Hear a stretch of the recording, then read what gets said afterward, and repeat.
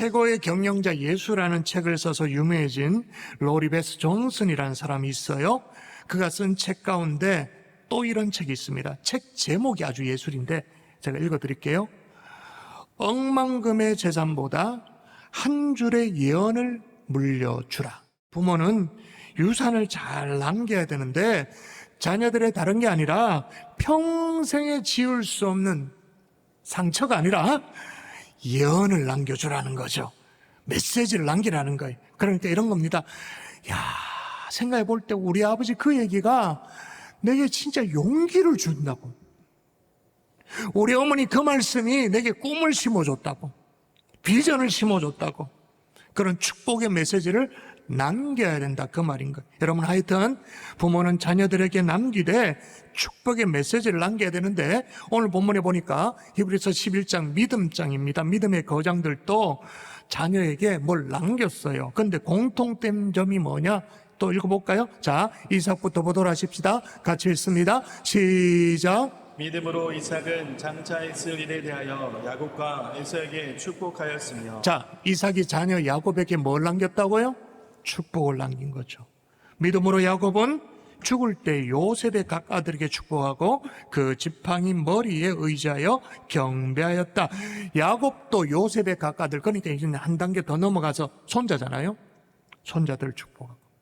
또 요셉도 볼까요? 여러분 읽어볼까요? 같이 읽습니다. 시작. 믿음으로 요셉은 임종시에 이스라엘 자손들이 떠날 것을 말하고 또 자기 뼈를 위하여 명하였습니다. 여기 보니까 요셉이 임종시에 이스라엘 자손들에게 말했다. 이거는 축복 아니네. 여러분 말했다 이 말 역시 축복했다 그 말입니다. 왜냐하면 뭘 말했느냐?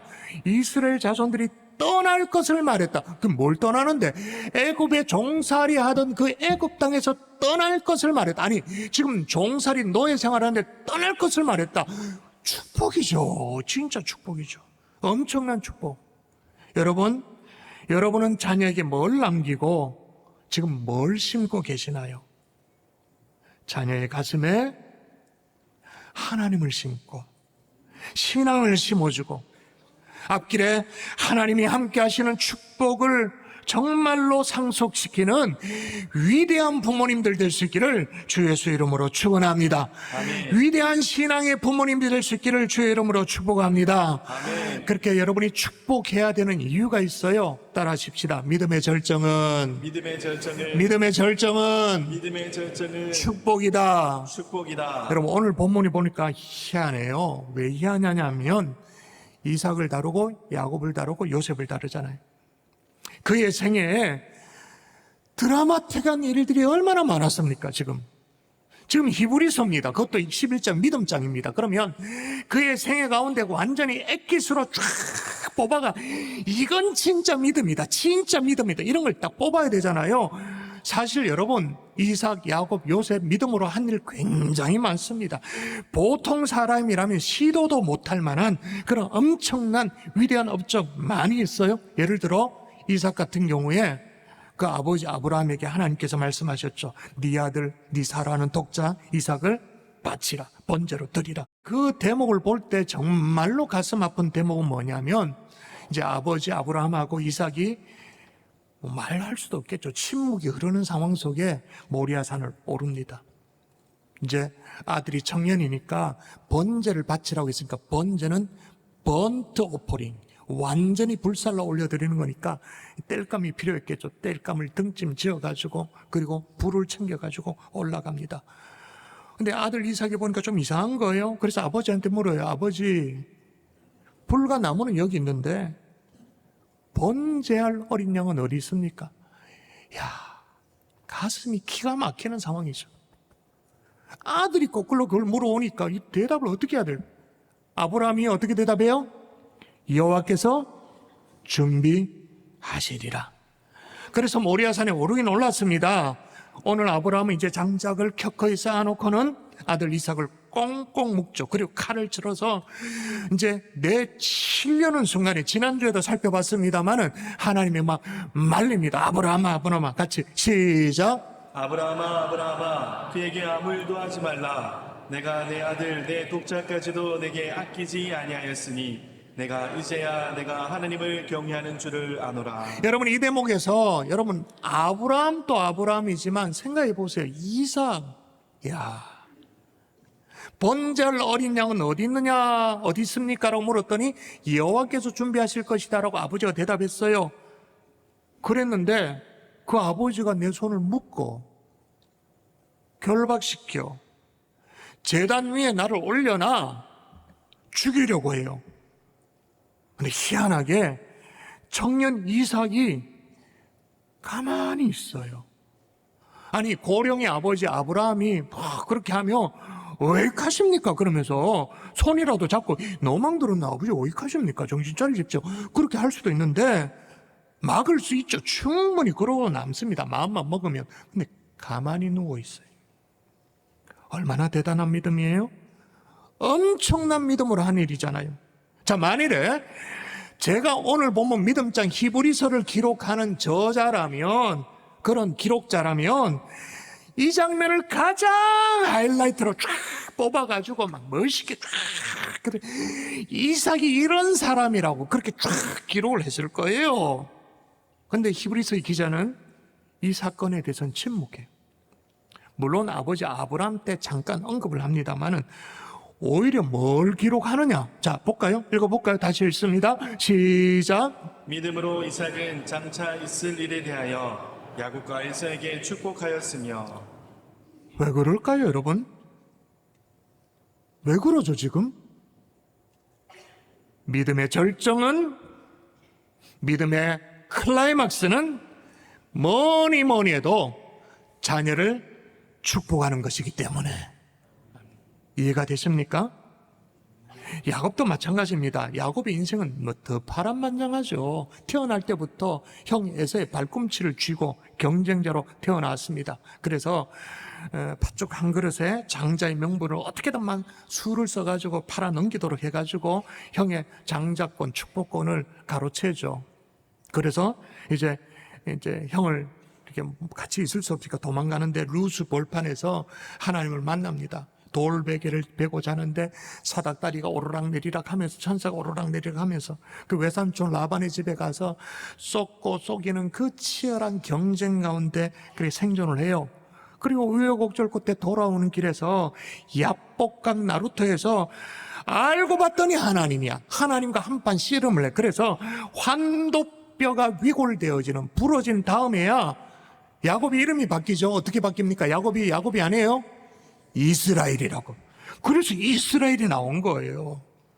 여러분, 이런 얘기들 쫙 모아가지고 야곱의 일대기를 기록할 것 같으면 아마 책이 몇 권이 나와야 될 거예요. 그런데 오늘 히브리서의 기자는 이런 파란만장한 일대기에 대해서는 침묵해요. 대신에 뭐에 집중을 하느냐? 다시 똘똘 하십시다. 여러분의 눈으로 확인하세요. 시작. 믿음으로 야곱은 죽을 때에 요셉의 각 아들에게 축복하고. 기껏 야곱이 아들에게 축복한 것을 기록하는 거예요. 왜 그런가요? 다시 말씀드립니다.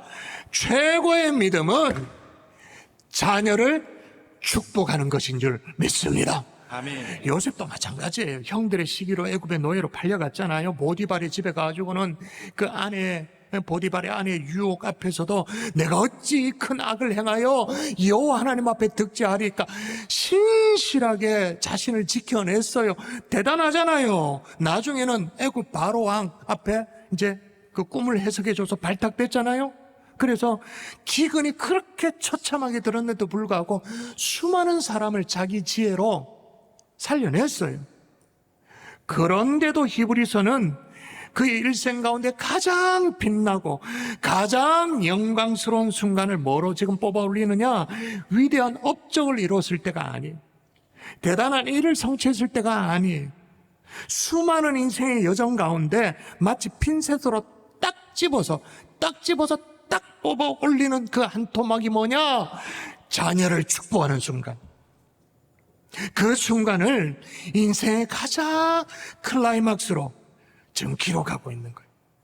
여러분, 하나님이 내게 주신 복을 자손들에게 흘려보내는 순간, 자신의 인생의 모든 순간순간을 다 모아서 우리가 잘 나갈 때도 있고 또 꼰도박칠 때도 있고 그렇잖아요. 그렇지만 그 모든 순간을 다 모아가지고 자녀를 축복하는 그 순간 믿음의 절정이요 가장 위대한 순간인 줄 믿습니다. 아멘. 이 자리에 뒷자리에 있는 어르신들 잘 들으십시오. 잘 들으십시오. 하나님이 내게 주신 축복을 가지고 그 모든 것들을 다 모아서 자녀들을 축복하는 그 순간이 내 믿음의 클라이막스인 줄 믿습니다. 아멘. 여러분, 인생에 다양한 국면들이 있습니다. 여정들이 있습니다. 근데 여러분, 여러분의 인생을 뭘로 증명하시겠어요? 뭘로?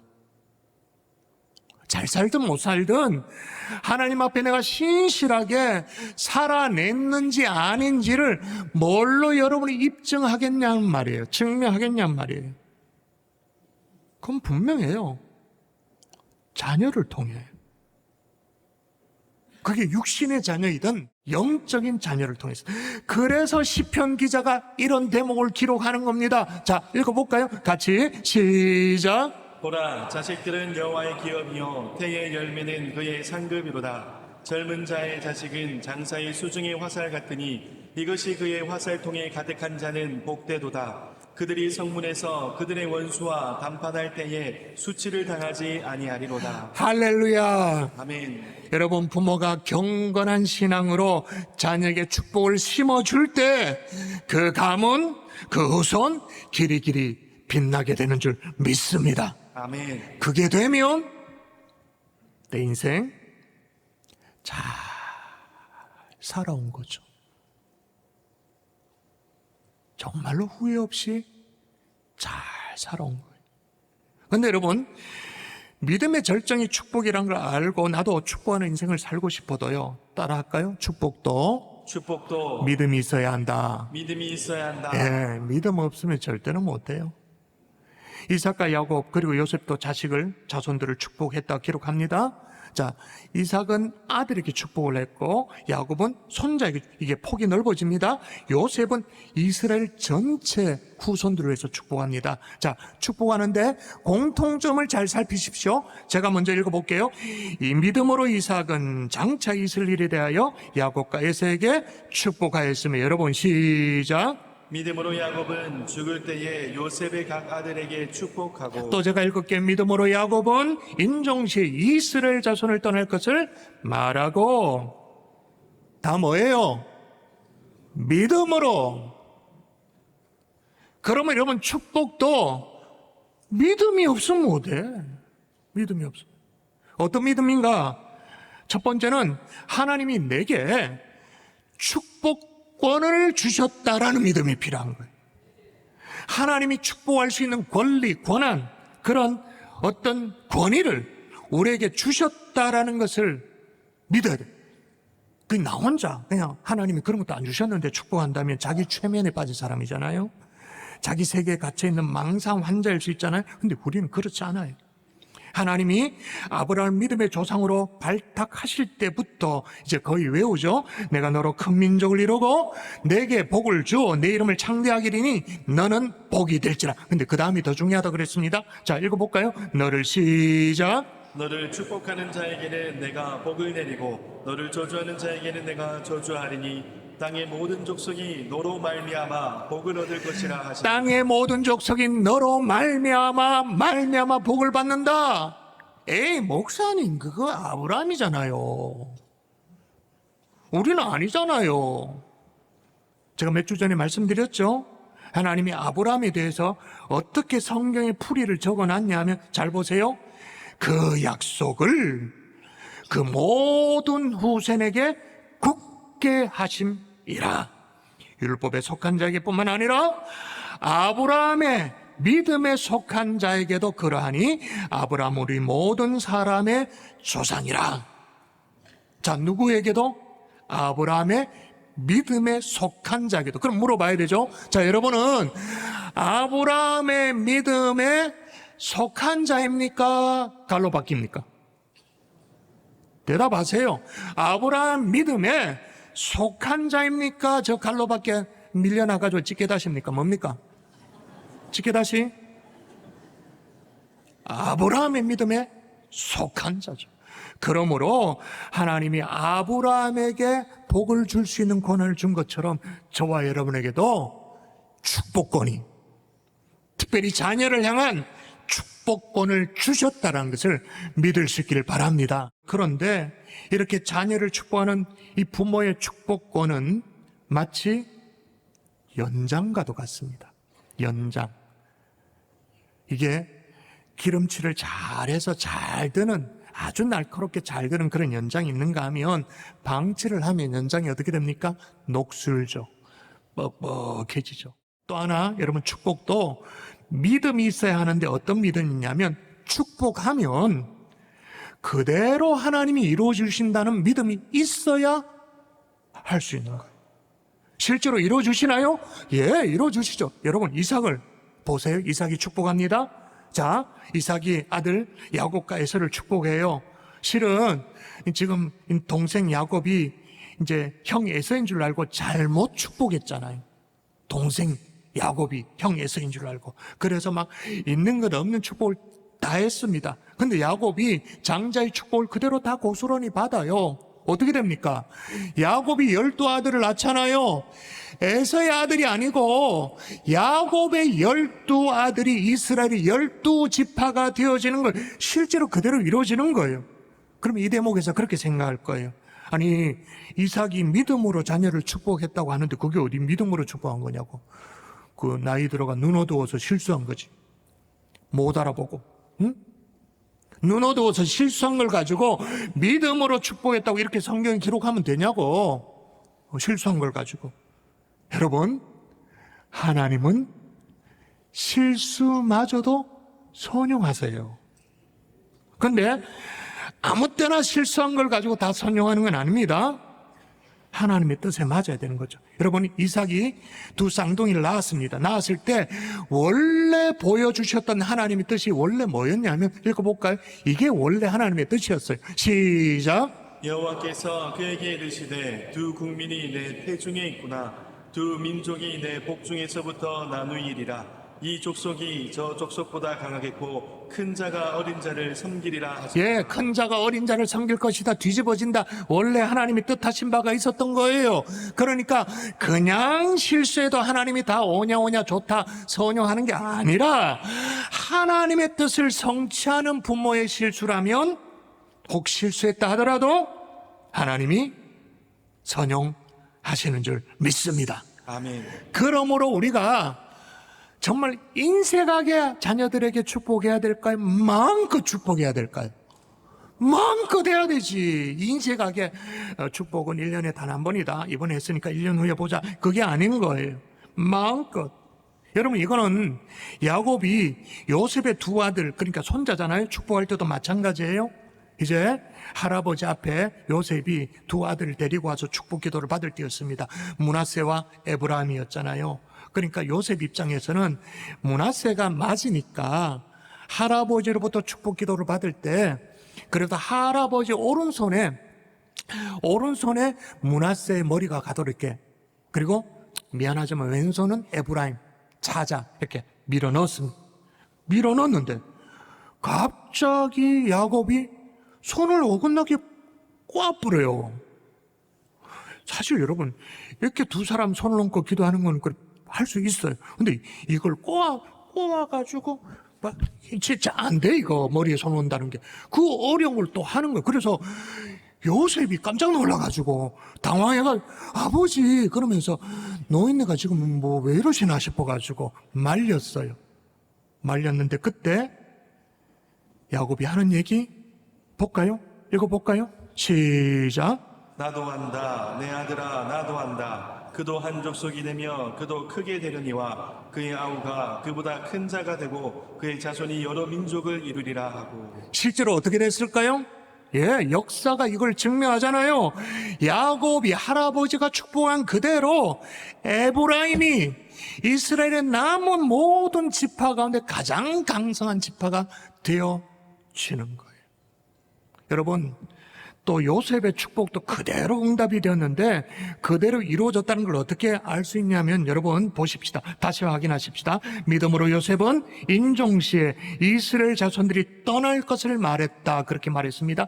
떠날 것을 말했는데 그게 이루어졌다는 걸 증명하는 것이 성경 66권 가운데 성경 한 권 전체입니다. 뭡니까?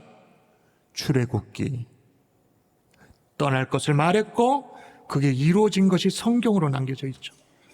요셉 자신에 대한 예언도 성취되어졌습니다. 읽어볼까요? 또 읽어볼까요? 창세기 49장 시작. 요셉은 무성한 가지 곧 샘 곁에 무성한 가지라 그 가지가 담을 넘었도다. 그 가지가 담을 넘었다. 그 말은 뭐예요? 국경을 넘었다. 실제로 요셉의 시신이 국경을 넘잖아요. 그대로 이루어진.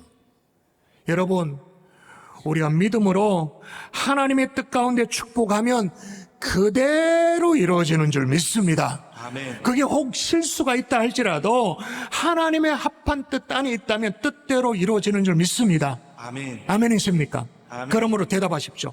자녀에게 축복을 많이 해야 될까요? 인색하게 해야 될까요? 할 수만 있으면 많이, 기회를 일부러 찾아서라도 많이. 말씀의 결론을 맺을게요. 그럼 어떻게 축복하면 좋은가라는 거죠. 다시 확인하십시다. 여러분, 성경에 축복이라는 말의 원어적인 의미 히브리어로 베라카 혹은 베레카라고 말하는데 이 말의 의미는 뭐냐?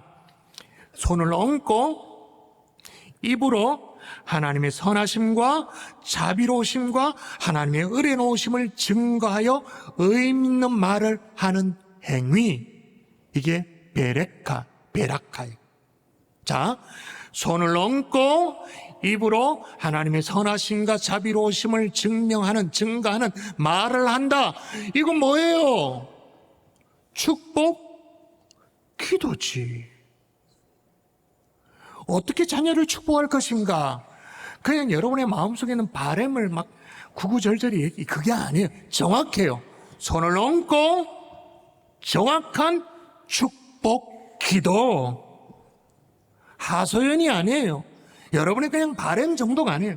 정확한 축복, 기도. 지금 여러분 막 잠자리에 든 자녀의 머리에 손을 얹고 기도하는, 축복하는 부모의 기도, 엄청난 권세가 있는 거예요. 이거는 사용하지 않고 맨날 아동바동거리고 돈 벌어가 학원 왜 보냈고 영어 학원 왜 보냈고, 바보지.